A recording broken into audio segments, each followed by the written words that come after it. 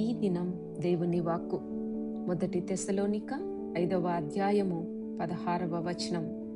ప్రతి విషయము నందును కృతజ్ఞతాస్తుతులు చెల్లించుడి. అవును, దేవునికి కృతజ్ఞతాస్తుతులు చెల్లించుట మంచిది.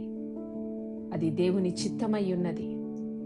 అన్ని విషయాలలో, సమృద్ధిలో, లేమిలో, ఇరుకులో, విశాలతలో, అనారోగ్యంలో, ఆనందంలో, అన్ని విషయాలలో దేవుని స్తుతించాలని దేవుడు ఆశిస్తున్నాడు. అటు రీతిగా పరిశుద్ధాత్మ దేవుడు ప్రతి వారిని బలపరచునుగాక. ప్రార్థన. మహాపరిశుద్ధుడా, మహోన్నతుడా, జీవాధిపతి, నీకు కృతజ్ఞతాస్తుతులు చెల్లిస్తున్నాము. నీ వాక్కును బట్టి స్తుతిస్తున్నాము.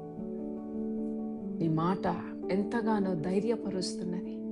నిన్ను స్తుతించుట ద్వారా ప్రతి వారు వారి వారి స్థితిగతుల నుండి విడిపించబడుటకు, కట్లు తెగిపోవుటకు, నీలో ఆనందించుటకు, సమాధానము పొందుకొనుటకు సహాయం చేయండి.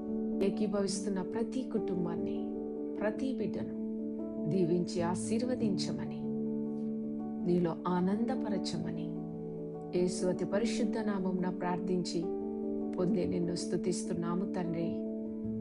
ఆమేన్.